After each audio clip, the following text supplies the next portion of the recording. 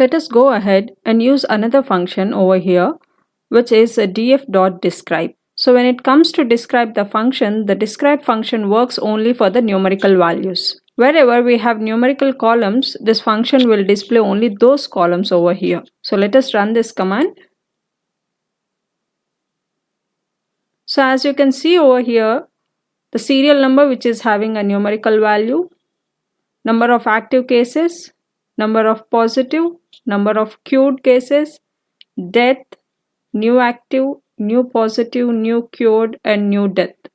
So as all these columns contains integer values, so this describe function will display only these columns. And this will also provide the count, mean, standard deviation, minimum and maximum value of each of the column. So as you can see over here, the serial number is having a total count of 37 and the mean is 19, standard deviation is 10.8.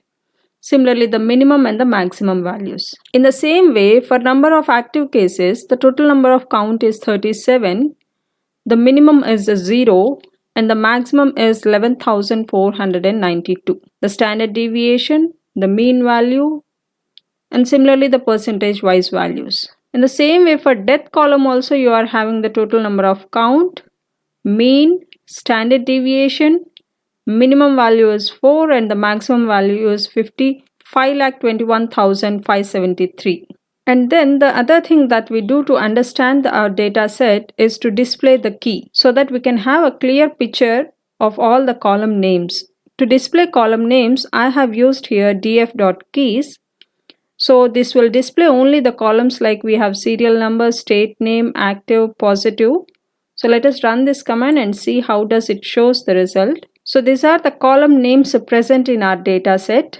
The next thing is to display all the total columns, that is df.columns.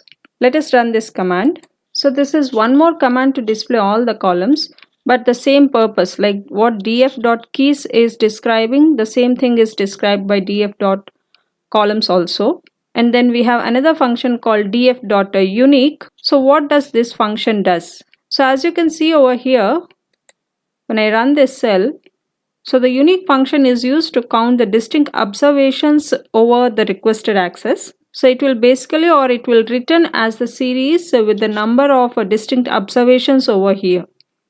So in this serial number column, we are having 37 distinct observations. And as you can see over here, the columns has 37 distinct observations. The next one is a df.tail. So there are two things to keep in mind over here. One is the tail. So the tail will display the bottom of the column names, as you can see here. So these are all the column names in the end. As df.head will display the first 5 columns and the last columns had been displayed by the tail. So we can add the values over here. If we add a number, let's say 10, then it will display as the last 10 columns. That is, it will display as the last 10 rows. And for now, when we don't give any particular value over here, it will display only the last 5. So as you can see earlier, there is one extra column over here which has no state name. So what we have done is that, so basically these are the total of all these columns. Active columns total is as follows over here. So moving on to the next command, that is, here we are using Ilock function. So Ilock function will help us to use only a particular section of data frame.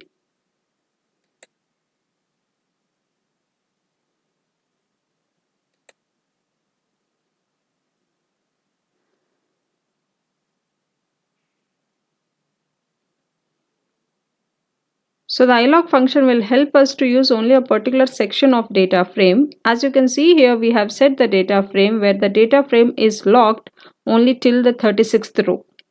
So as I told you earlier, the column index starts from 0. So we have given this Ilock function and now our data set will end over here, which is West Bengal.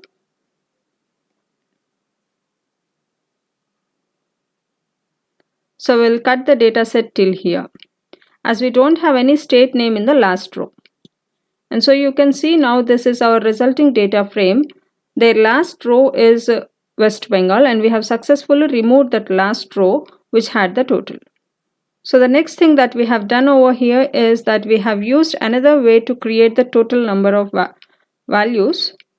So what we have done is we have used the function sum. So the sum function will return as the total of that particular mentioned column name. So the next thing that we have done over here is that we have used another way to create the totals. So what we have done is we have used the function called sum. So the sum function will return as the total of that particular mentioned column name. So as you can see over here, we have used a df active.sum. So the total number of active cases will be displayed over here as of now. So it is 11,492. Similarly, to find out the total sum in the column positive, so this is the value in the column positive. So similarly for queued column, we are having this value. Next in death column, this is the total number of deaths in India. So this is total number of new active cases. So this is the total number of new positive cases, new cured cases, and this one is the total number of new death cases as of now in India.